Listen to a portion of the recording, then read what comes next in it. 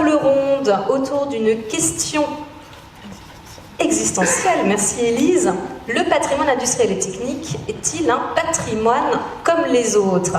Alors pour y répondre, j'ai ici présente et présent Monsieur François Blondeau, président du musée Espace Air Passion à Marseille, en Maine-et-Loire, et également président de Pôle Patrimoine. À côté de lui, Élise Nicole, coordinatrice de la Maison des Hommes et des Techniques à Nantes. Laure Orefici, responsable du patrimoine culturel de la ville de Couéron. Et Madame Catherine Rouille, qui est adjointe culture, sport, loisirs et tourisme, merci, j'en oubliais un, de la ville de Théier et également coprésidente de l'association du Centre régional des pierres levées. C'est bien cela. Alors, pour répondre à cette question, je pense que dans un premier temps, il va nous falloir définir ce qu'est le patrimoine industriel et technique. D'ailleurs, quelle différence entre patrimoine industriel et patrimoine technique? Pour y répondre, je vous propose de laisser directement la parole à Monsieur Blondeau, juste à côté de moi. Voilà, alors patrimoine industriel et technique. Patrimoine industriel, vous en avez une belle image autour de vous, hein, c'est la tour à plomb. C'est les locaux, effectivement, et les artefacts de production, les machines, etc. Et patrimoine technique, quelle différence tu ferais, toi, Élise? on va te prendre la question piège. Patrimoine technique, tu vois ça comment, toi? Alors, effectivement, en fait, c'est assez difficile. Des fois, les questions les plus simples sont les plus difficiles auxquelles répondre. Déjà, moi, je reviendrai quand même sur le patrimoine industriel. Je vais citer Denis Voronoff, qui est un historien de l'économie, qui dit le patrimoine industriel, c'est le patrimoine des sociétés fabricantes. Et ça, c'est intéressant parce qu'effectivement, le patrimoine industriel, c'est autant le process de production que le patrimoine matériel et immatériel qui en dépend, donc c'est-à-dire les machines, mais aussi les cultures du travail, les savoir-faire, les savoir-être, les relations sociales, les relations hiérarchiques, etc. Donc on est sur quelque chose d'assez global. Le patrimoine industriel, c'est un patrimoine qui est pris en considération que depuis peu de temps, puisqu'en fait, c'est un patrimoine qui va être pris en considération à partir du moment où il va y avoir un mouvement de désindustrialisation. Donc à partir des années 70, c'est un mouvement qui va notamment émerger en Grande-Bretagne. Donc, une fois qu'on a défini un petit peu mieux ce patrimoine industriel, ça permet de donner de mieux se rendre compte de ce qu'est le patrimoine technique, parce qu'en fait, le patrimoine technique, c'est une composante du patrimoine industriel, mais pas que. C'est-à-dire que le patrimoine technique fait partie du patrimoine industriel. C'est effectivement les machines, c'est tout ce qui concerne la nature de la production. Donc c'est du patrimoine qui est fait pour être utilisé. Et c'est aussi un patrimoine qui n'est pas une finalité, c'est une étape. Ce qui est un peu différent du patrimoine industriel, où par exemple, un bâtiment de patrimoine industriel, c'est une finalité quelque part pour l'entreprise. Tandis qu'un outil ou une ligne de production, c'est une étape dans l'évolution de la production. Pour cette différenciation, le patrimoine technique, il est aussi présent dans le patrimoine artisanal. Donc ce patrimoine technique, il existait avant l'industrialisation. Il a toujours existé parce qu'à partir du moment où on a eu besoin de produire des éléments, il a fallu inventer des choses. Et à ce titre, il se différencie un petit peu tout en faisant partie du patrimoine industriel. J'espère que c'est à peu près clair, mais il est dedans et en dehors. Voilà.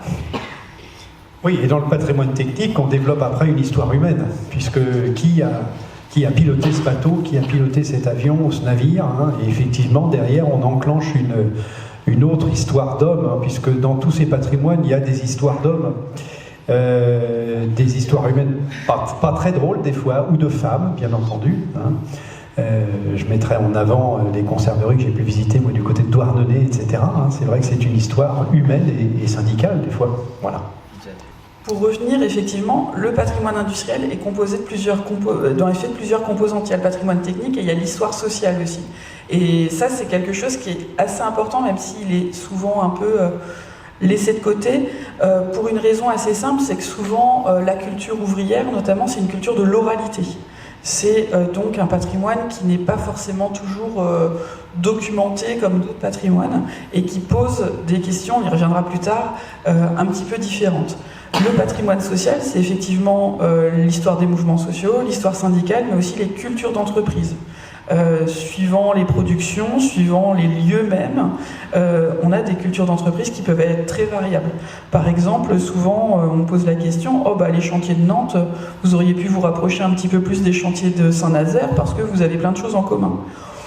Pas tant que ça, en fait, parce qu'on a une culture qui est assez différente de celle de Saint-Nazaire au niveau de la production, au niveau des relations à l'intérieur de l'entreprise. Donc voilà. Des choses à dire ?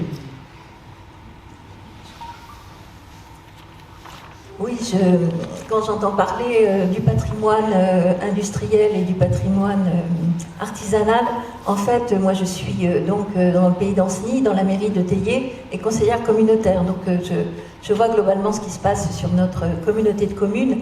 Et c'est vrai qu'on a deux structures importantes, des associations notamment qui ont remis en avant ces patrimoines.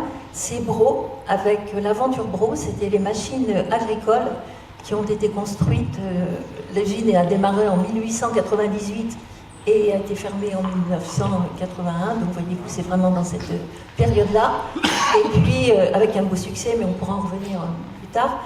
Et puis également, sur Théier même, une association qui s'appelle l'Armat et qui a monté un musée du siècle passé, mais vraiment reprenant tous ces outillages qui peuvent être des outillages d'artisanat et de l'outillage agricole. Donc on est vraiment dans ce panel-là, qui est vaste d'ailleurs, parce qu'on peut partir d'une toute petite chose très importante et dont il faut se souvenir, avec des savoir-faire à ne pas oublier, et puis des vraies entreprises industrielles dont on conserve vraiment la mémoire par le biais de ces créations avec les associations. Alors juste pour compléter, effectivement on a parlé de différents champs de recherche, le patrimoine industriel et technique, l'histoire des techniques, l'histoire sociale, donc ce sont des chercheurs, des spécialités différentes, mais à chaque fois il y a des points de concordance et chaque regard en fait va apporter à la connaissance. Et c'est vrai que c'est bien d'avoir des origines, des spécialités multiples pour apporter une pluralité de regards. Nous ici on travaille aussi beaucoup avec l'association Une Tour, Une Histoire, et avec des membres de l'association présents aujourd'hui. Eux, ils travaillent plus sur la mémoire ouvrière, leur mémoire de travail, mais aussi syndicale. Et tout ça, ça apporte quelque chose à la connaissance du patrimoine industriel. L'archéologie industrielle, c'est le mot qu'on utilisait aussi auparavant. Ce patrimoine industriel, il y a à la fois ce qu'on peut réhabiliter, que l'on voit, mais c'est aussi une source matérielle de l'histoire des techniques. Tout est lié et chaque regard vient apporter sa richesse et ses compléments pour comprendre cette histoire globale. Bien, alors je pense qu'on a fait à peu près le tour. Hein. Quand on parle d'histoire et de transversalité, on va voir tout à l'heure comment on restaure une machine volante. Comment pourrait-on restaurer un patrimoine technique sans avoir les connaissances des techniques d'époque, les documentations, l'histoire, les photos. L'histoire humaine, c'est absolument indispensable. Hein. C'est des traçabilités, patrimoine immatériel également. Voilà. Merci. Alors j'ai une autre question qui touche plus la notion d'esthétisme, puisque souvent en fait, quand on parle aux gens du patrimoine, ils voient la cathédrale de Paris, ils voient des grands bâtiments assez anciens, très beaux architecturalement. Alors sans dire que le patrimoine industriel et technique n'a pas cette beauté, parce qu'il peut l'avoir, attention, hein, mais ce n'est pas forcément les mêmes notions d'esthétique. Alors justement, quelles sont les clés de lecture de ce patrimoine et comment aussi ce patrimoine est-il abordé notamment dans les formations universitaires ou professionnelles? Je vous laisse la parole, Laure, Élise. Donc les clés de lecture, oui, on parle souvent du patrimoine pour son aspect sa beauté, son aspect, ses qualités esthétiques, ses qualités. Donc le patrimoine industriel, il répond à d'autres enjeux. Même si on regarde la tour à plomb, elle est plutôt belle. Et c'est pas un hasard. Donc même dans l'histoire, on va dire industrielle, c'est un caractère qui était recherché, mais ce patrimoine avait aussi une fonction de production, et c'est elle aussi qu'il faut prendre en compte. Donc notre regard est parfois biaisé parce qu'on est quand même attiré par ce qui est beau, donc il faut aller au-delà, chercher, et la valeur du patrimoine industriel, c'est ce qu'il apporte à la connaissance, le témoignage du labeur des femmes et des hommes, des innovations technologiques. Enfin voilà, il y a beaucoup d'autres aspects que peuvent porter d'ailleurs, que peuvent porter les autres patrimoines, hein, mais il y a quand même des spécificités sur ce patrimoine industriel lié à sa fonction même. Effectivement, ce qui prime, c'est l'utilisation, et ça pose des difficultés, c'est-à-dire que le cerveau est ainsi fait que quand il ne comprend pas ce qu'il voit, il ne le voit pas. Et pour vous donner une idée, nous sur le site des chantiers navals, on a 2 énormes cales de lancement qui font quand même 200 mètres de long et 12 mètres de haut. Et quand j'en parle régulièrement avec des personnes, ils me disent « Ah bon, il y a des cales de lancement ?» Ah, alors qu'elles sont monumentales. En fait, le cerveau est ainsi fait. Il ne comprend pas, donc il ne voit pas. Et là, en l'occurrence, il n'est même pas attiré par l'aspect esthétique, le fameux effet waouh. Donc, ce qui fait que c'est un patrimoine qui passe sous les radars. Donc, à mon sens, il n'y a qu'une seule solution à ce problème, c'est l'éducation. Tout simplement, c'est-à-dire que des tout petits et jusqu'à ceux qui font des formations en patrimoine, il faut absolument éduquer dès le plus jeune âge à regarder ce qu'il y a autour de nous et essayer de comprendre pourquoi il y a une raille qui traîne là, pourquoi il y a ce machin qui dépasse ici. C'est tout simplement une gymnastique de l'esprit d'essayer de comprendre et de pas être, de comprendre le lieu où on est. Et effectivement, une fois que l'on commence à s'interroger, en fait, il y a déjà 50% du travail de fait, 50% du chemin de fait. Parce qu'à partir de cette question, on va comprendre qu'effectivement, ici, on construisait ceci ou cela. Et puis, si on construisait, c'est qu'il y a des hommes et des femmes qui travaillaient ici. Et voilà. Mais il y a une importance de la médiation, de l'éducation à tous ces patrimoines. Moi, j'interviens quand même régulièrement à l'université, et souvent les personnes qui se destinent au patrimoine, c'est des personnes qui ont fait des études d'histoire de l'art. J'ai rien du tout contre l'histoire de l'art, hein, bien au contraire, mais effectivement, au sein même des formations universitaires, l'accent n'est pas toujours fait sur la lecture du patrimoine industriel. Alors, au niveau du bâti, et encore au niveau du bâti, je dirais que c'est moins pire. Par contre, au niveau du patrimoine industriel, qui est n'importe quel petit objet de fabrication industrielle, alors là, c'est très difficile parce que ça demande un effort de croisement des savoirs. Malheureusement, dans le système éducatif actuel, on est soit littéraire, soit scientifique. Il y a peu de littéraires qui vont aller chercher du côté du scientifique parce que le patrimoine technique, c'est de la science. C'est malheureux, mais c'est comme ça. Je suis la première à le déplorer, je ne suis pas une fan de science, mais on est obligé de s'y mettre. Et effectivement, le patrimoine industriel, sa caractéristique, c'est effectivement, il va falloir aller contre la facilité, contre cette notion d'esthétisme, et il va falloir aller aller chercher un peu plus loin. Voilà. C'est pas un patrimoine qui est lisible facilement. Alors effectivement, tu parlais des cales. Moi, c'est toujours une chose qui m'a un peu choqué sur l'île de Nantes, c'est qu'effectivement, on voit bien des cales. Moi, je sais ce que c'est qu'une cale de bateau, mais ne serait-ce que pour le visiteur lambda, là on parle de tourisme, simplement une affiche expliquant, une photo d'époque expliquant ce qu'a été ce site. Ça serait tout simplement, ça coûte pas cher en plus. Et effectivement, on ne pense pas souvent à cette médiation. La médiation est intéressante, les jeunes aussi, nous on en a pas mal au musée de l'Air à Marseille. Et il faut voir les gamins le soir, il faut les fiches d'or, quand on commence à les enclencher sur les formes, sur les histoires.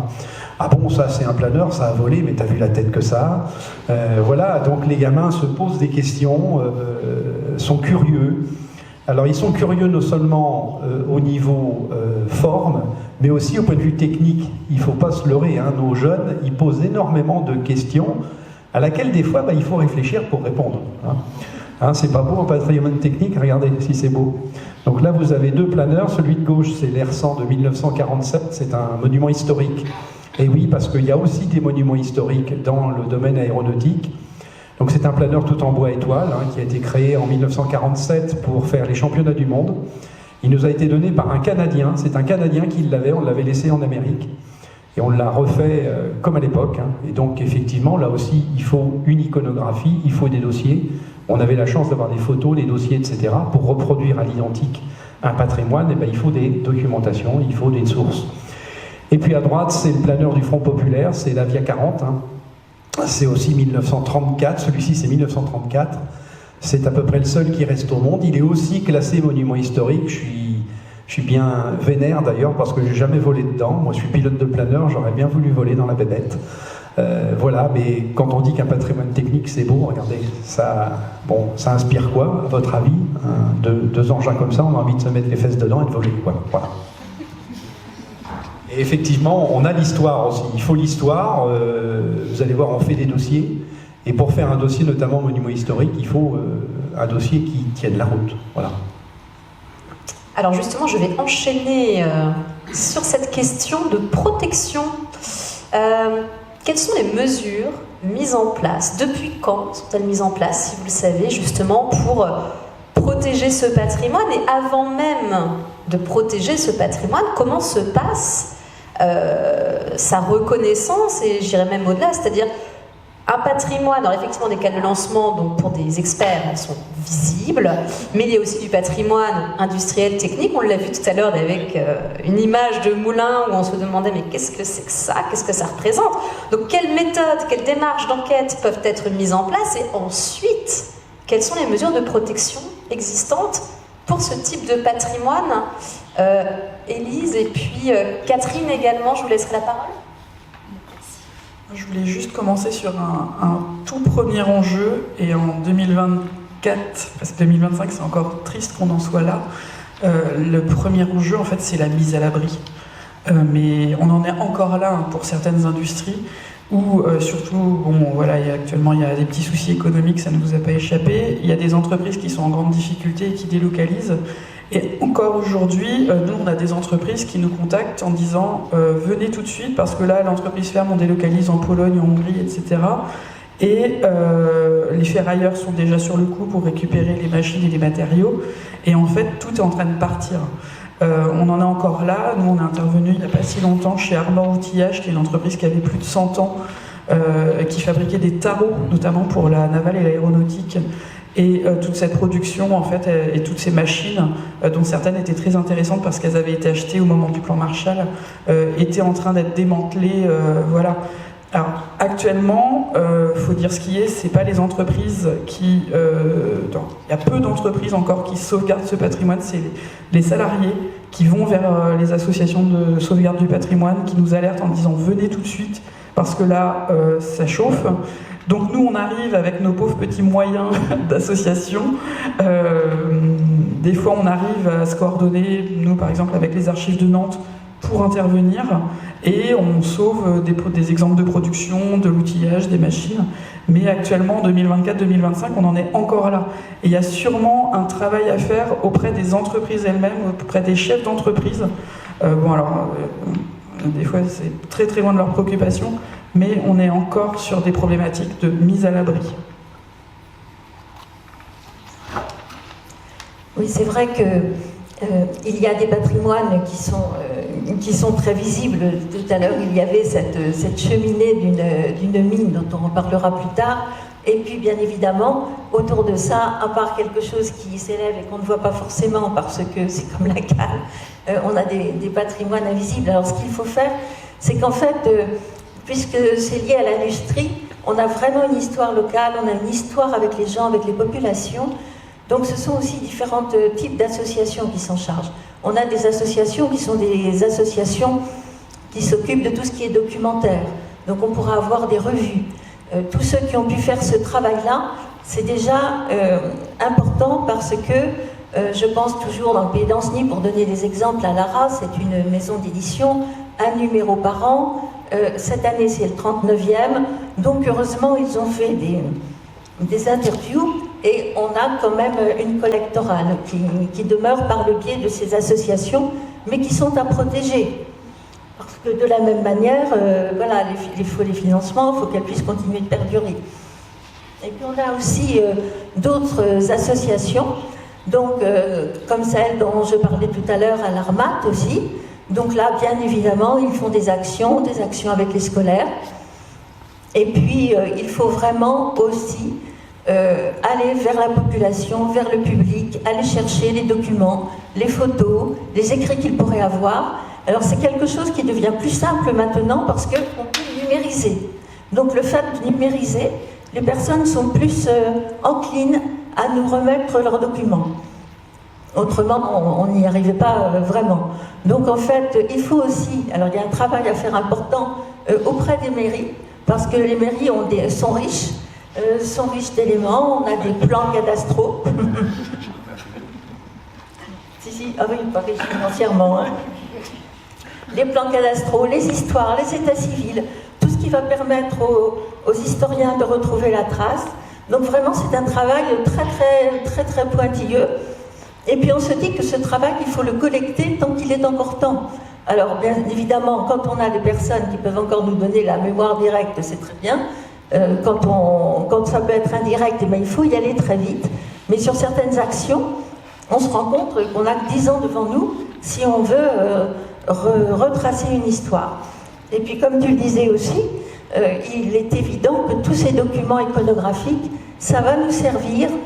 Si on arrive par une méthode contemporaine, moderne, numérique, à retracer l'histoire invisible, il faut bien qu'à un moment, on ait quand même la réalité de l'existant à un instant T. Ce n'est pas uniquement les nouvelles technologies qui nous donneront le résultat escompté. Alors effectivement, la collecte, c'est il faut créer la curiosité auprès du public. Moi, il n'y a qu'un seul exemple qui me vient à l'esprit, c'est les journées européennes du patrimoine. Nous, on récupère énormément de choses lors de ces journées. La médiation, la médiatisation aussi. On passe beaucoup de temps avec la presse, avec les télés, pour se faire connaître. Et quand Élise parlait effectivement de stockage, moi, il y a un exemple qui m'est très cher, parce que je suis aussi expert du patrimoine aéronautique auprès du ministère de la Culture, c'est le Constellation que vous avez à Nantes, où il y a une association qui est en train de s'acharner à conserver un pareil engin qui est classé monument historique et qui est dehors. Et je vous laisse présager, on a quand même à Nantes quelques atmosphères salines quand même. Voilà, et effectivement, le gros problème aussi des archives, c'est de les collecter et de les stocker de façon correcte. La numérisation est un très bon moyen, mais à condition effectivement de faire de la sauvegarde informatique. Et ce que tu disais effectivement aussi, nous on a beaucoup de facilité maintenant. Ah tiens, j'ai les carnets de vol de mon grand-père qui a fait la guerre de 14, eh bien effectivement, les gens ne vont pas donner le carnet de vol, mais si on leur dit attendez 5 minutes, on a un scanner. On va vous scanner le truc. En plus, on vous donne une petite clé ou un petit moyen informatique pour récupérer les fichiers. Comme ça, si un jour vous avez malheureusement un incendie, quelque chose chez vous, vous pourrez avoir la conservation totale de vos archives. Et puis, j'oserais dire qu'il y a des moments où on fait un petit peu Emmaüs, entre guillemets. Ce très bel engin qu'on a vu tout à l'heure, là, voilà, qui est un stéthoscope de ballon, c'est un vargomètre de ballon. Vous savez où je l'ai trouvé ? Dans un sac poubelle de 50 litres. Je l'ai fait estimer, c'est une somme à 6 €. Il y en a 3 connus en France. Voilà. Cet engin-là a servi à notre vétéran René Gagné, j'ai des photos. C'était en fait pour voir la montée-descente du ballon, et la vieille personne qui avait ça avait tout mis dans un sac poubelle. Dans ce sac poubelle, il y avait 3 bouquins dédicacés à René Gagné. Le premier était signé Gustave Eiffel, le deuxième Clément Ader et le troisième Wilbur Wright. Voilà, et il y avait un album photo avec 150 photos de ses aventures en ballon, tout ça c'était à la poubelle. Donc il faut faire les poubelles en fait. Il faut faire les poubelles, voilà. Juste un mot sur les archives, c'est mon premier métier. Donc les archives des municipalités, pourtant il y a des obligations à conserver, le cadastre, l'état civil, bon, c'est pas toujours au top, mais alors les archives d'entreprise, malheureusement, là c'est encore plus compliqué. et puis quand on parle d'artisanat, de petites entreprises, leurs livres de compte, ça aussi, ça finit souvent à la poubelle. Ce sont des documents essentiels puisque généralement des petites industries, des petites unités n'ont pas beaucoup d'autres documents. Donc c'est vrai qu'il faut aussi sensibiliser à l'importance des archives pour la compréhension de l'histoire des entreprises, du patrimoine industriel. Tout ça, ça va ensemble. Et puis juste un petit mot, quand on parle d'avions ou d'objets classés monuments historiques, ça surprend toujours, puisqu'on associe ce mot de monument à édifice. Mais non, le monument, en fait, du latin monumentum, c'est ce qui appelle au souvenir, à la mémoire. Et donc, c'est pour ça qu'on trouve des objets, avions ou autres, classés au titre ou inscrits au titre des monuments historiques. Il n'y a pas que les bâtiments. J'aurais juste voulu rajouter un petit point de vigilance sur le fait de faire des interviews. C'est très très bien. Mais en fait, il n'y a pas que le discours verbal, il y a aussi filmer les gestes du travail. Parce que c'est vrai que souvent, on récolte de la mémoire, on pose des questions, c'est en plan fixe, et c'est très bien. Ça a le mérite d'exister, c'est très important. Mais le geste, en fait, il y a des choses où c'est difficile d'expliquer, mais en tout cas, il y a un geste. Et ça, c'est important de le documenter parce qu'il y a des savoir-faire qu'en théorie on comprend, mais il faut le voir en fait pour réellement comprendre, parce qu'il y a des choses qui ne peuvent pas être verbalisées, des petites inclinaisons et tout ça. Pour vous donner un exemple, il n'y a pas très longtemps, j'étais avec des techniciens en propulsion de chez Naval Group et je leur montrais une photo de la fonte d'une hélice monobloc aux Nantès de Fonderie dans les années 70. Et en fait, il a regardé, ils étaient scotchés, ils disaient en fait, on ne saurait pas faire ça aujourd'hui avec nos moyens actuels. Et ça veut dire que, alors nous on a de la chance, on a tout un reportage photo sur la fonte de cette hélice monobloc, une 7 pales, pour vous donner une idée. Si on n'a pas les gens en train de faire le travail, le geste, c'est très difficile à décrire juste avec des mots. Voilà, alors pour modérer, puis on terminera là-dessus, il faut quand même savoir que Airbus a un très très gros service patrimoine. C'est un exemple, hein. J'ai rencontré son responsable il n'y a pas longtemps. Ils ont vraiment un service patrimoine, je crois qu'ils doivent être 6 ou 7 dans le service. Voilà. Alors je vous propose de passer à quelques questions. Je reviens sur votre dernière intervention parce que j'attendais ce point depuis le début. On parle du patrimoine industriel et technique. Si on devait simplifier, souvent le patrimoine industriel c'est ce qui reste, la technique c'est ce qui est parti. Mais il y a quelque chose de beaucoup plus fragile, de très très fragile dans le patrimoine, c'est le savoir-faire. Et le savoir-faire est même un problème, non seulement pour le patrimoine, mais pour le monde industriel tout court. Vous parliez des fonderies nantaises avec les hélices 7 pales. Je vous rappelle que les dernières œuvres des fonderies nantaises, c'était les hélices du Charles de Gaulle, et qu'on n'a pas pu les faire marcher. Hein. Alors, bon, c'est un autre sujet. En tout cas, elles sont plus sur Charles de Gaulle. Voilà. Et c'était un problème de savoir-faire, en partie. Ça veut dire que le savoir-faire, c'est non seulement un élément du patrimoine, mais c'est aussi un élément essentiel dans le monde industriel de tous les jours. Et c'est là où, pour moi, quand je parle du patrimoine, j'essaye de montrer que ce n'est pas quelque chose du passé, c'est quelque chose du présent.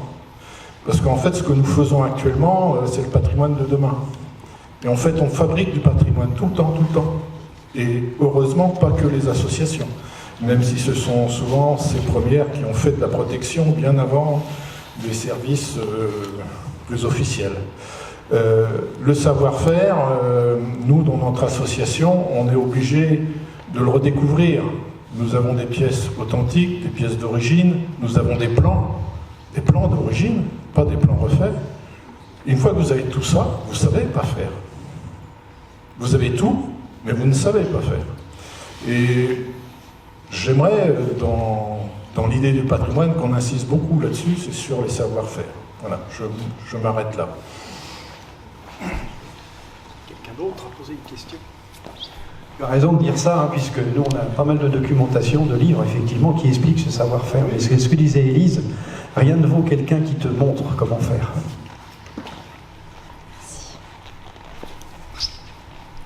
je vous ai entendu, Jackie Garot, membre de PNCA, Airbus.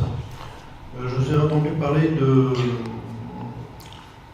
patrimoine matériel et de patrimoine immatériel. Pour moi, c'est complémentaire et ça doit être lié. C'est-à-dire quand vous présentez un patrimoine matériel ou monument historique, vous devez raconter une histoire. Et donc vous racontez cette histoire à travers vos archives. Donc il n'y a pas de raison de les distinguer. C'est effectivement indissociable. Comment mettre en valeur un objet si on n'a pas son histoire? D'autres questions? Une dernière question, puis Claire. après on passera à la pause avant de faire les retours d'expérience. Moi c'est pas une question, mais dans l'atelier Brise-Glace, j'ai fait la connaissance d'un monsieur qui représente la Jules Verne Manufacturing Academy. Et j'aimerais savoir comment justement il est possible de faire un lien entre les savoir-faire et les techniques du passé, et puis les projections dans, je sais plus si c'est, comment il a appelé ça, mais les techniques du 22e siècle en gros quoi. Je sais pas s'il veut bien répondre à ça.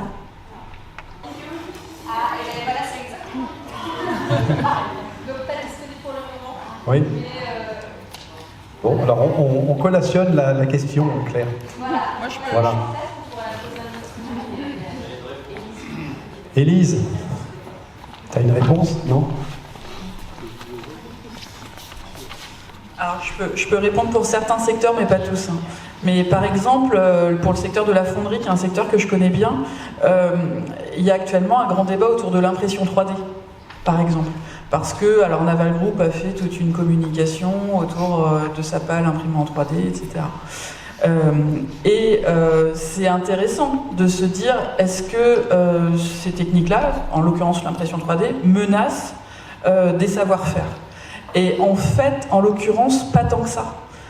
Parce que l'impression 3D ne peut pas atteindre, par exemple pour la fonderie d'hélice, ne peut pas atteindre le niveau de perfection.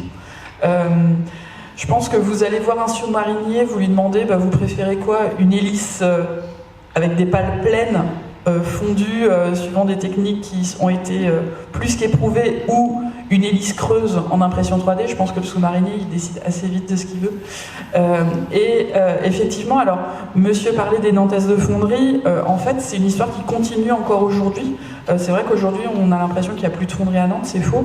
Il y a la fonderie Atlantique Industrie, qui, en fait, continue de fondre des hélices à Chantenay. Qui sont accrédités par Naval Group, notamment parce qu'ils ont des techniques, ils ont des formats que l'impression 3D à l'heure actuelle, peut-être que dans 50 ans on en reparle, mais à l'heure actuelle, ne peuvent pas menacer en tout cas ce savoir-faire. Mais par contre, il y a un autre problème, c'est la formation. C'est-à-dire qu'actuellement, les fonderies ont du mal à embaucher des fondeurs professionnels parce que on n'oriente plus les jeunes vers ce type de métier. Désolée, je vais vous mettre en retard. Justement, Olivier Becker, je suis enseignante à l'école Taltour et je suis conservatrice restauratrice des œuvres 3D, on va dire comme ça. Qu'est-ce que je voulais rappeler en fait entre le patrimoine immatériel en fait qu'on conserve avec ce patrimoine technique et industriel, c'est aussi le patrimoine matériel et l'évolution en fait notamment de cette matériel en fait au sein de l'histoire. Et l'impression 3D ne peut pas fabriquer en fait cette matériel non plus. Donc finalement cette traçabilité se fait aussi par cette authenticité en fait finalement matérielle, accompagnée des explications immatérielles évidemment.